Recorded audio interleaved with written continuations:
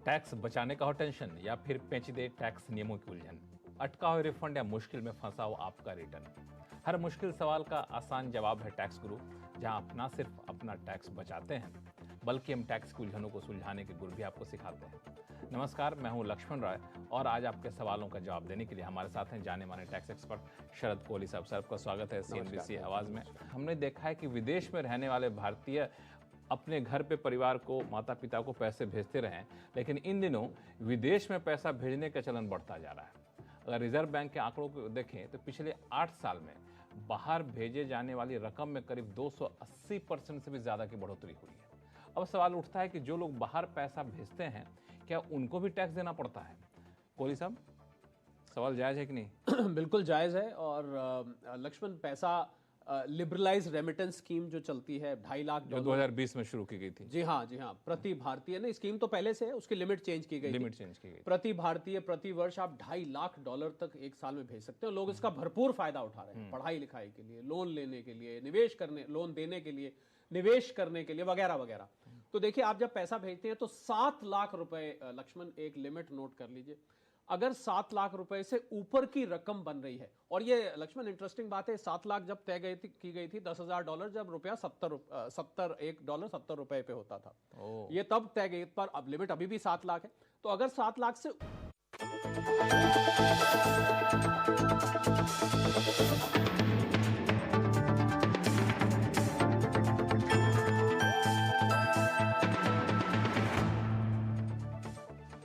आप नौकरी पेशा हैं, NRI हैं, शेयर बाजार के ट्रेडर हैं या फिर कारोबारी, अगर आप टैक्स चुकाते हैं तो आपकी हर उलझनों को दूर करने के लिए लेकर हम हाजिर हैं आपका पसंदीदा शो टैक्स गुरु, जहां हम नियमों के दायरे में रहकर टैक्स बचाने के बेहतरीन तरीके आपको बताते हैं। नमस्कार, मैं हूं लक्ष्मण राय और आज हमारे साथ होंगे इस बार जाने माने टैक्स एक्सपर्ट शरद कोहली जी। कोहली जी, आपका स्वागत है CNBC आवाज़ के इस खास शो में।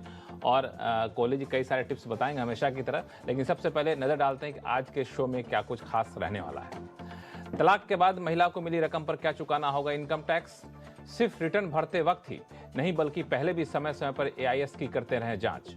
और लीज प्रॉपर्टी पर कैसे तय होगी GST की देनदारी, इन सारे मुद्दों पर बातचीत करेंगे। लेकिन सबसे पहली बात AIS यानी एनुअल इंफॉर्मेशन स्टेटमेंट की। दरअसल आमतौर पे जब रिटर्न फाइल करना होता है तभी हम इस AIS की जांच करते हैं। और उस वक्त कई लोग कहते हैं कि ये तो जो दिख रहा है ये तो मैंने कभी पेमेंट किया ही नहीं, ये जो दिख रहा है ये तो हमारे पास पैसा आया नहीं, अब क्या करें। अंतिम समय में काफ़ी अफरा तफरी का माहौल रहता है। तो हमारे टैक्स गुरु से इस मुद्दे पे बातचीत थी तो उनका कहना था कि AIS को आप साल में एक बार मत देखिए बल्कि समय समय पर देखते रहिए, इनके अपने लॉजिक हैं। कोहली साहब। जी हाँ, बिल्कुल। एक पुराना लक्ष्मण फिल्मी गाना है, बार बार देखो, हजार बार देखो, देखने की चीज है हमारा AIS, और नाम इसका है एनुअल इन्फॉर्मेशन स्टेटमेंट, इसीलिए लोग शायद साल के बाद देखते होंगे। देखने के पैसे तो लगते हैं नहीं, पैसे लगते नहीं। आप लॉगिन करिए अपने सर्विसेज में, जाइए पोर्टल पे और वो खुल जाता है, और इसको आप डाउनलोड कर सकते हैं PDF फाइल में, JSON फाइल में, और भी इसके फॉर्मेट्स हैं। पर अब सरकार ने खुद कहा, बल्कि वित्त मंत्रालय से भी ये बात निकल के आई, मैं तो शुरू से बोलता था, और मैंने तो आपको याद होगा 26AS को लक्ष्मण नाम दिया था, 26 आमना सामना। AIS को भी कुछ नाम दिया है? बिल्कुल नाम दिया है, इसको नाम दिया मैंने आईना, इसे समझिए, AIS, क्योंकि वाकई में ये आईना दिखाता है, अभी जो आप शुरू में बात कह रहे थे। और क्यों इसको देखना जरूरी है, तो जो सरकार की तरफ से डायरेक्टिव आए कि आप इसको साल में कम से कम हर क्वार्टर में देखते रहें, मतलब हर तीसरे महीने, साल में 4 बार इसको जरूर देखें। अब ये 4 बार का लॉजिक क्या है, क्योंकि हर क्वार्टर में TDS के रिटर्न्स लोग अपनी फाइल करते हैं, तो आपका जो डेटा वो कैप्चर कर रहा है वो आपको हर क्वार्टर दिखेगा। अगर आप इसको साल में एक बार करते हैं तो साल के बीच में जो गड़बड़ी अगर कोई हुई है, और इसका बड़ा अच्छा एग्जाम्पल मैं अगर दर्शकों के लिए आसान करके बताऊं, जो लोग अपनी रेंट रिसीट देते हैं, बड़ा सिंपल, हालांकि AIS में आपका इंटरेस्ट, डिविडेंड्स, फॉरेन रेमिटेंस, बड़ा कुछ दिखता है, और प्रॉपर्टी ट्रांजैक्शन भी दिखता है।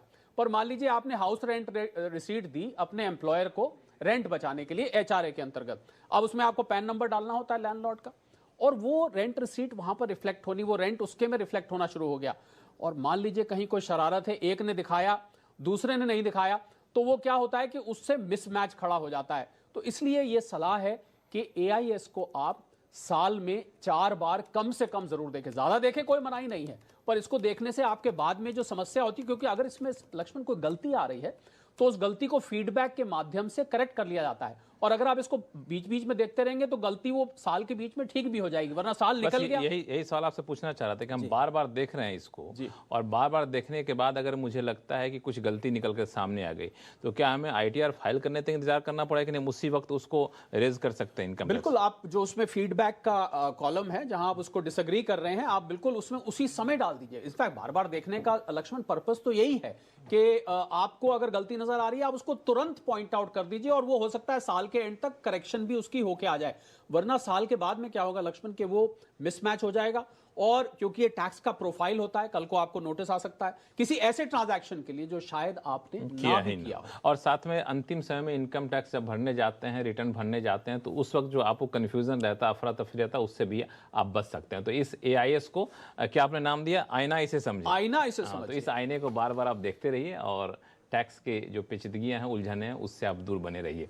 चलिए अब शुरू करते हैं सवाल जवाब का सिलसिला। सबसे पहला सवाल दिल्ली से आया है विनय कुमार जी का। विनय जी नमस्कार, कैसे हैं आप? मैं हूँ, हाँ जी, मैं हूँ। हाँ। स्वर्गीय पिता 300 स्क्वायर मीटर का रेजिडेंशियल फ्री होल्ड प्लॉट बिना के छोड़ गए। अच्छा। मृत्यु 19 में हुई। हाँ। उनके 4 बच्चों में से 3 ने NOC दे प्लॉट को बड़े भाई के नाम करवा दिया। आज है। चारों सीनियर सिटीजन हैं। हम्म। अब बड़ा प्लॉट को बेच सेल प्रोसीड्स के 4 बराबर हिस्से कर अपने 2 सगे भाई और 1 बहन को गिफ्ट करना चाहते हैं। सबके हिस्से 1 करोड़ आएगा। गिफ्ट की सीमा और गिफ्ट की टैक्स परसेंटेज, लायबिलिटी और चारों टैक्स जिस साल में जाएगा। ठीक है। बिल्कुल ठीक है विनय जी। लक्ष्मण, इनका सवाल समझ आ गया, हालांकि आवाज थोड़ी सी बीच में कट रही थी, पर समझ में आ गया। देखिए विनय जी, इसमें जो आपके भाइयों को मिला है या जो भी उनके वारिस थे उनको हुआ है, तो पहले एक लॉ में प्रोविजन होता है म्यूटेशन। तो प्रॉपर्टी का म्यूटेशन मैं उम्मीद करता हूं कि हो गई होगी, तभी उन्होंने वो अलग अलग हिस्सों में बांटी। पर आपका जो मुख्य सवाल है वो गिफ्ट का है, तो मैं आपको खुशखबरी दे देता हूं। सेक्शन 56(2)(10 आप याद रखिएगा, 56 ब्रैकेट में 2 और रोमन वाला 10, उसके अंतर्गत रिश्तेदारों की लिस्ट दी गई है। उस लिस्ट में जो भाई होते हैं, माता पिता होते हैं, दादा दादी होते हैं, नाना नानी होते हैं, अपने बच्चे होते हैं, बहुत सारे रिश्तेदार उसमें आते हैं। तो आपने जो भी ये नाम गिनवाए, ये उन रिश्तेदारों की लिस्ट में कवर होते हैं। तो इसका मतलब ना देने वाले पर ना लेने वाले पर कोई भी टैक्स आएगा। जो आप प्रॉपर्टी ट्रांसफर कर रहे हैं उस पर लक्ष्मण जो स्टैंप ड्यूटी बनती है वो तो बनेगी, पर विनय जी को जो भी इनके देने वाले हैं, इनके भाइयों के परिवार में जो आपने रिश्तेदारी ये बताई है, इसमें देने वाले लेने वाले पर कोई भी विनय जी टैक्स नहीं है। आपके लिए ये खुशखबरी है। बिल्कुल। उस प्रॉपर्टी के आगे चलकर आप उस पर किसी भी तरह कैपिटल गेन्स कमाते हैं तब टैक्स आपको देना पड़ेगा। जी हाँ, बिल्कुल। अब जब एक दफे प्रॉपर्टी आपकी हो गई और जब आप उसको बेचेंगे या आप किराए पे देंगे, तो इन दोनों हालात में फिर जिसकी वो प्रॉपर्टी होगी वो टैक्स के अंतर्गत आएगा। लेकिन फिलहाल आप प्रॉपर्टी लीजिए और इसमें किसी भी तरह की कोई टैक्स की देनदारी नहीं बनती है, खुश हो जाइए। चलिए अब चलते हैं जलंधर, वहां से श्याम जी हमारे साथ फोन लाइन पर जुड़ चुके हैं। श्याम जी नमस्कार, मैं उम्मीद करता हूं आपके नाम का उच्चारण सही कर रहा हूं मैं। Yes sir. जी बताएं, क्या सवाल आपके पास? नमस्कार सर। सर मेरा क्वेश्चन है कि अगर NRI का कोई एंसेस्ट्रल प्रॉपर्टी सेल की है तो उसका टैक्स इम्प्लीकेशन क्या है और टैक्स प्लानिंग कैसे की जा सकती है कि सो दैट कि जो उसका कैपिटल गेन है वो रिड्यूस हो या मिनिमम हो उसका। चलिए जो उसका अमाउंट मिलेगा उसको सर बाद में रिपेट्रिएट कैसे करेंगे, और 44EC में जो उसका है अगर कैपिटल गेन में बॉन्ड में लगाते हैं तो उसकी इंटरेस्ट की इम्प्लीकेशन क्या रहेगी सर? ठीक है, कई सारे सवाल आपने पूछ लिए वैसे। जी हाँ। जी श्याम जी, देखिए पहली बात तो NRI के लिए जो टैक्स के प्रोविजंस हैं वो जैसे कैपिटल गेन में प्रॉपर्टी बेचने के लिए वो रेजिडेंट जैसे ही हैं, दोनों में कोई फर्क नहीं है। तो आप जब बेचेंगे और एंसेस्ट्रल प्रॉपर्टी है, 2 चीज़ों का ध्यान रखिए। उसकी जो कॉस्ट होती है वो जो आपके प्रीवियस ओनर के ऊपर होती है, मतलब जिनके नाम वो ओरिजिनली थी वही कॉस्ट मान के उस पर सन 2001 के बाद इंडेक्सेशन की जाती है। इंडेक्सेशन के बाद जो बकाया गेन आता है उस पर टैक्स दिया जाता है। और पीरियड ऑफ होल्डिंग, क्योंकि ये तो आप पुरानी प्रॉपर्टी की बात कर रहे हैं, वो मुझे बताने का कोई फायदा है नहीं, और आप उसको बचाने के लिए कोई दूसरी रेजिडेंशियल प्रॉपर्टी ले लेते हैं सेक्शन 54 के अंतर्गत, और अगर वो रेजिडेंशियल प्रॉपर्टी नहीं थी, लैंड था, तो 54F के अंतर्गत आप ले लेते हैं, तो उससे टैक्स बच जाता है। दूसरा, आपने आखिर में पूछा 44 नहीं, वो 54 ईसी, आप काफी सेक्शन के नजदीक थे। 54 ईसी में 50 लाख रुपए तक के आप जो बॉन्ड्स होते हैं, जो गवर्नमेंट की सिक्योरिटी स्पेसिफिकली इसी पर्पस के लिए होती हैं, उनमें आप 6 महीने के अंतर्गत लगा सकते हैं। और आखिरी में आपने पूछा कि इसको रिपैट्रिएट लक्ष्मण कैसे किया जाएगा, क्योंकि पैसे को जो एनआरआईज होते हैं वो पैसा वापस ले जाना चाहते हैं अपने देश में, क्योंकि उनका कई दफे यहाँ आने का मन नहीं होता है आगे, या उनको पैसा वहां चाहिए होता है। तो आपको मैं बता दूं कि आरबीआई की जो गाइडलाइंस हैं, हालांकि ये टैक्स से संबंधित नहीं है, पर मुझे जानकारी है तो मुझे खुशी होगी देखे कि $1 मिलियन साल का श्याम जी आप रिपैट्रिएट कर सकते हैं। $1 मिलियन तक आप एक साल में, अगर बचेगा तो अगले साल में करेगा, $1 मिलियन तक, ये पंजाब से है लक्ष्मण, तो $1 मिलियन तक कर सकते हो। मैं इनको पंजाबी में भी बता दूं। ये फाइनेंशियल ईयर की बात कर रहे हैं जी, एक फाइनेंशियल ईयर में, क्योंकि कई सारे सवाल, दोनों सवाल प्रॉपर्टीज जुड़े हुए थे, तो एक ईमेल में ले लूं, ये भी प्रॉपर्टी जुड़ा हुआ आया है। ये ईमेल आया अशोक गुप्ता जी का। दरअसल इनके बेटे हैं, 10 साल से विदेश में रह रहे हैं और इनके बेटे को अपने नाम पर रेजिडेंशियल प्रॉपर्टी खरीदना है। अब दरअसल इनके बेटे ज्वाइंट नेम के तौर पर अपनी मां यानी अशोक गुप्ता जी की जो पत्नी होंगी उनका नाम डालना चाहते हैं। अब ये तो खुश तो हैं कि हमारी पत्नी का नाम ज्वाइंट नेम पे चला जाएगा, लेकिन इनका ये भी चिंता है कि कहीं इनकी पत्नी पर कोई देनदारी तो नहीं बन जाएगी टैक्स की। हालांकि साफ कर रहे हैं कि प्रॉपर्टी खरीदने में इनकी पत्नी किसी भी तरह के कोई वित्तीय मदद नहीं कर रही है। जी हाँ, बिल्कुल अशोक जी का हम जो डाउट है वो दूर कर देते हैं और उनके फेवर में दूर कर देते हैं। देखिए, प्रॉपर्टी कैपिटल गेन से रिलेटेड जो भी प्रोविजंस हैं लक्ष्मण, और यही हाउसिंग लोन से भी संबंधित है, कि जब आपका नाम खाली नाम के लिए डाल दिया जाता है, मतलब आपका नाम आपने कंट्रीब्यूट कुछ नहीं किया, जैसे कि इनकी वाइफ या बेटे की मम्मी जो हैं उन्होंने कुछ दिया नहीं है, सिर्फ उनका नाम डाला जा रहा है, तो ऐसे में उनकी कोई लायबिलिटी नहीं बनती। इसमें कंट्रीब्यूटर जो पैसा डालता है, नियम बहुत सारी कोर्ट की रूलिंग्स हैं कि जो पैसा डाल रहा है प्रॉपर्टी असल में उसी की कहलाएगी। यही बचाने के लिए भी है। जब आप 54 में आप बचाते हैं तो जिसका असल में पैसा होता है, आपको याद होगा पिछले से पिछले एपिसोड में हमने एक जगह कवर किया था जहां पर ओनर का नाम भी नहीं था, पर पैसा उन्होंने डाला था तो उनको बेनिफिट मिल गया था। मैंने एक सुप्रीम कोर्ट की रूलिंग बालकृष्णन जी की, मुझे याद है, कोर्ट करी थी। तो ऐसा नियम है, तो उनको कोई टैक्स की इंप्लीकेशन नहीं आएगी और सारा का सारा बेनिफिट आपके पुत्र को मिलेगा। उनका नाम जॉइंट ओनरशिप में बिल्कुल रहेगा। और जब बेचेंगे भी इसको, ये भी ध्यान रखिए, जब इसको बेचेंगे गुप्ता जी, तो उस समय भी जो कैपिटल गेन की लायबिलिटी है वो आपके बेटे के सिर पर ही रहेगी, क्योंकि इन्होंने असल में कुछ कंट्रीब्यूट नहीं किया है। तो बिल्कुल आप निश्चिंत रहें, आपकी पत्नी का नाम वहां पर ज्वाइंट नेम के तौर पर जा भी रहा, तो किसी भी तरह की किसी टेंशन की जरूरत नहीं है। फिलहाल वक्त है छोटे से ब्रेक का।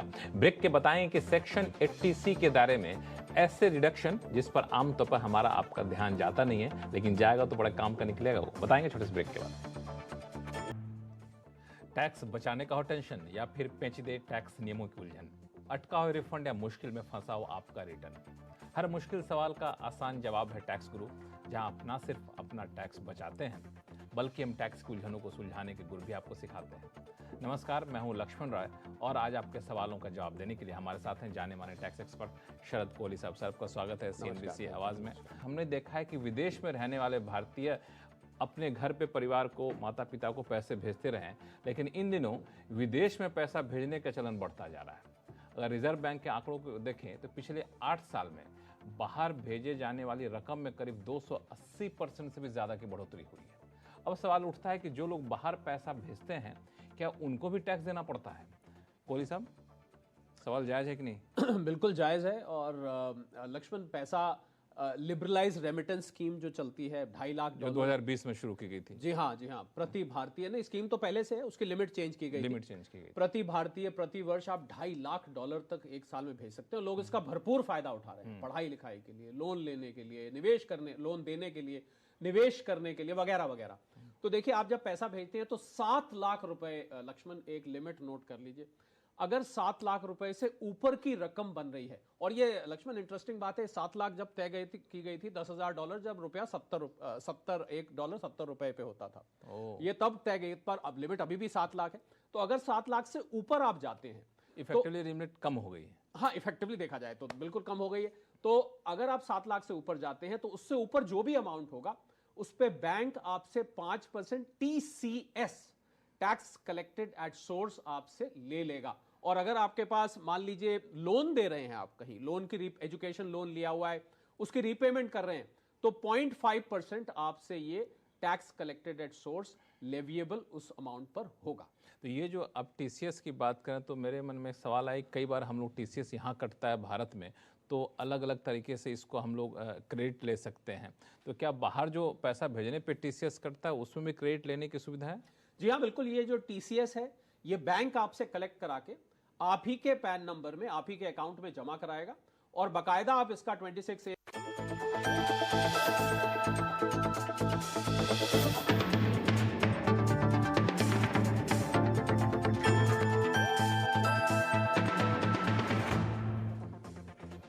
ब्रेक के बाद एक बार फिर से आपका स्वागत है। आप देख रहे हैं टैक्स गुरु और आपके सवालों का जवाब देने के लिए हमारे साथ हैं जाने माने टैक्स एक्सपर्ट शरद कोहली साहब। कोहली साहब, कई सारे सवाल तुम्हारे पास अभी भी हैं, लेकिन मैं चाहता हूं एक महत्वपूर्ण मुद्दा, चूंकि लोग टैक्स की प्लानिंग अभी से करना शुरू कर देते हैं और करना भी चाहिए, वह है हर किसी का ध्यान जाता है एटीसी पे कि एटीसी में कितना ज़्यादा पैसा डाल दूँ, कोई ऐसी चीज़ छूट तो नहीं गई जहाँ पर टैक्स बचाने का रास्ता बच गया। तो मेरा सवाल ये कि जो आमतौर पर धारणा होती है एटीसी को लेकर के, क्या ऐसी भी चीज़ें हैं जो एक बार आपने रहस्य बताया था एक सेक्शन का, तो इसमें भी कोई ऐसा रहस्य आपको मिला है क्या कभी? बिल्कुल रहस्य, और ये रहस्य लक्ष्मण बाकायदा हमने एक मिनी सर्वे सा किया और हमने देखा कि एटीसी इनकम टैक्स का सबसे मशहूर सेक्शन है। जो लोग आयकर के बारे में नहीं जानते, एटीसी उन्होंने जरूर सुना जरा। तो इतना मशहूर जब सेक्शन है तो उसके बारे में बारीकियां भी पता होनी चाहिए। और हमने एक बड़ा इंटरेस्टिंग सर्वे देखा, अभी मैं आपको जो लिस्ट बताऊंगा उसमें कि बहुत सारे लोग एटीसी को सिर्फ प्रोविडेंट फंड, इंश्योरेंस, एनएससी इस तक ही सीमित रख के छोड़ देते हैं। और आपको हैरानी होगी कि सैलरी वालों को अगर हम हटा दें तो उसमें से करीब 8 से 9 लोग 10 में से ऐसे निकले जिन्होंने प्रॉपर्टी खरीदी थी साल में और उन्होंने प्रॉपर्टी पे जो स्टैंप ड्यूटी पे करी थी उस स्टैंप ड्यूटी का बेनिफिट लिया ही नहीं और 1.5 लाख उनका जाया गया, मतलब वेस्ट हो गया। जो 1.5 लाख की लिमिट थी एटीसी की वो उनकी वेस्ट हो गई, उनको ध्यान ही नहीं रहा, उनको किसी ने ये बताया ही नहीं। तो मुझे लगता है कि एटीसी में ऐसी बारीकियां, तो मैं कुछ लिस्ट गिनवा देता हूं। बिल्कुल, लिस्ट बता दीजिए कौन कौन सी लिस्ट है जो सबसे ज्यादा छुपा रहता है। जी, तो मैं ये सलाह दूंगा सब दर्शकों को कि आप एक पेपर पेन लेके इसकी लिस्ट बना लें और जब भी आप रिटर्न भरें और एटीसी का निवेश करें, एक बार इस लिस्ट को चेक कर लें कि अगर कुछ 1.5 लाख में बचा है ही, पहले मिला के 1.5 लाख, अगर उसमें कुछ बचा है तो उसको इससे भर दें। यहाँ इंफ्रास्ट्रक्चर बॉन्ड्स होते हैं लक्ष्मण, जो कि आप एटीसी के अंतर ले सकते हैं, समय समय पर आते रहते हैं। एक नाबार्ड के बॉन्ड्स होते हैं, वो भी आप इसमें ले सकते हैं। बड़ी हैरानी की बात है, 5 साल की बैंक में फिक्स्ड डिपॉजिट अगर आपने कराई है उसको भी आप इसमें ले सकते हैं। इसके अलावा जो प्रिंसिपल रीपेमेंट आप हाउसिंग लोन का करते हैं वो भी इसमें ले सकते हैं।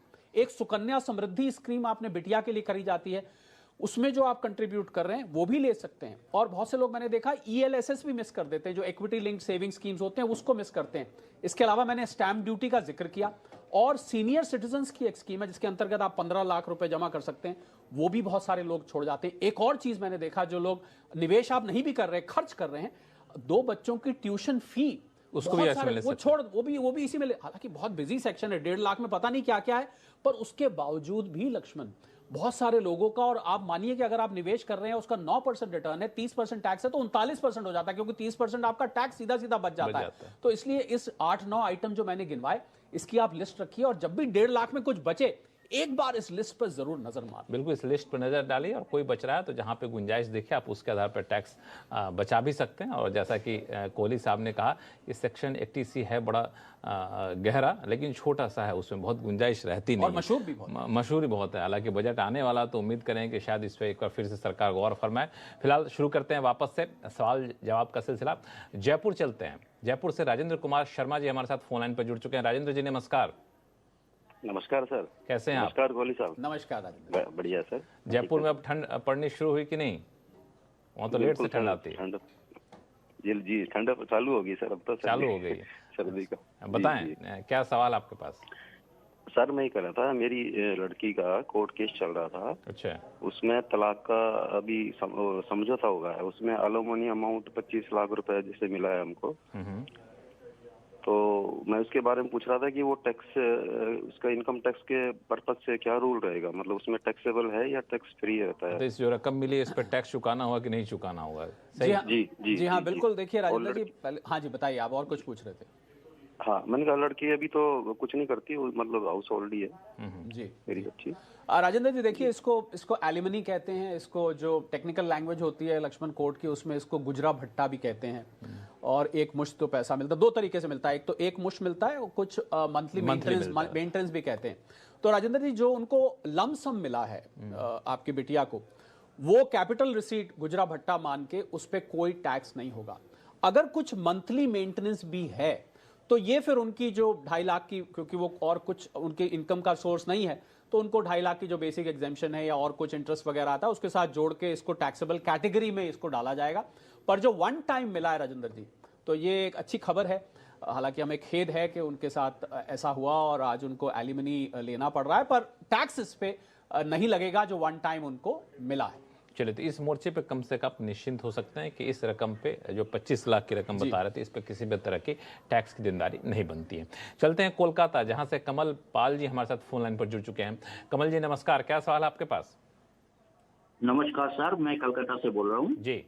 देखिए, मैं ऑप्शन ट्रेडिंग करता हूँ, उसका टैक्स सिस्टम के बारे में कोई आइडिया नहीं है। मैं मैक्सिमम डे ट्रेडिंग करता हूँ और ऑप्शन ट्रेडिंग। जी चलिए कमल जी, देखिए ऑप्शन डे ट्रेडिंग दो प्रकार की होती है, एक तो इक्विटी में होती है और एक ऑप्शंस में होती है। अगर आप मान लीजिए बीच में इक्विटी भी करते हैं तो वो इंट्राडे स्पेकुलेशन बिजनेस में आ जाएगा। उसमें आपको स्पेकुलेशन बिजनेस में जो बिजनेस के प्रॉफिट लॉस बनते हैं वही रूल रहेगा, खर्चे भी क्लेम कर सकते हैं। और जो आप ऑप्शन ट्रेडिंग करते हैं, उस ऑप्शन ट्रेडिंग में आपको जो नियम नए हैं, आपको ज्ञात नहीं ज्ञात है तो हम बता देते हैं।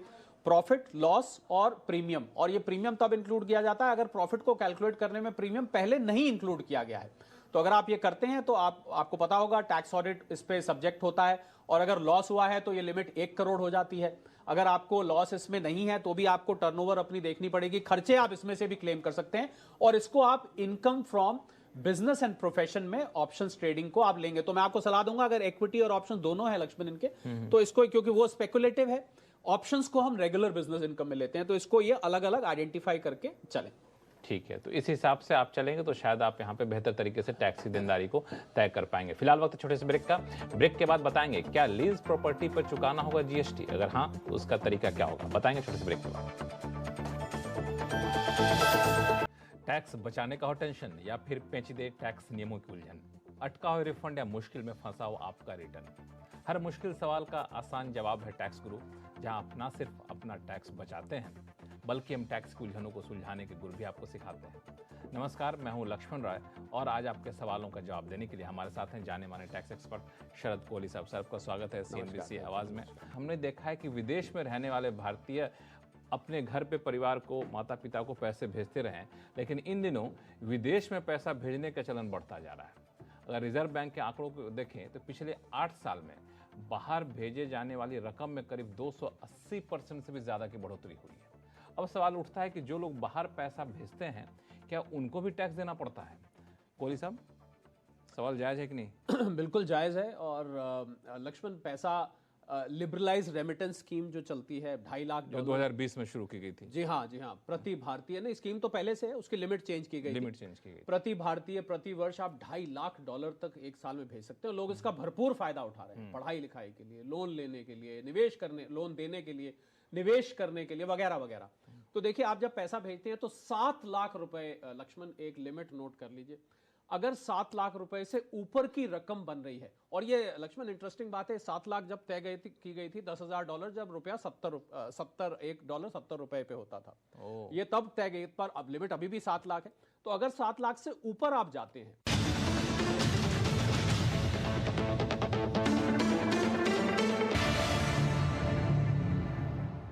ब्रेक के बाद एक बार फिर से आपका स्वागत है। आप देख रहे हैं टैक्स गुरु और आपके सवालों का जवाब देने के लिए हमारे साथ बने हुए हैं जाने माने टैक्स एक्सपर्ट शरद कोहली जी। कोहली साहब, हम लोग ब्रेक पे जाने से पहले बातचीत कर रहे थे इनकम टैक्स की, लेकिन कई सारे सवाल जीएसटी से भी बड़ी पेचीदे सवाल आते रहते हैं। तो एक सवाल हमारे पास आया है अलीगढ़ से प्रेम बिहारी जी का, खुद उन्हीं से पूछ लेते हैं सवाल क्या, फोन लाइन पर जुड़ चुके हैं। बताएं क्या सवाल है सर आपके? पहले तो प्रणाम दोनों को, और दूसरा ये है कि इंडस्ट्रियल यूपीएसआईडीसी के द्वारा डेवलप किए गए इंडस्ट्रियल एस्टेट में मैंने 2020 में एक फैक्ट्री परचेज की थी। अब एक्साइज एवं सीजीएसटी विभाग से एक नोटिस आया है जिसमें हमारे ऊपर सेक्शन 7 के अंतर्गत टैक्स लायबिलिटी बनाई गई है। ठीक है, हम ये जानना चाहेंगे हमारे ऊपर ये लायबिलिटी किस हेड में बनेगी।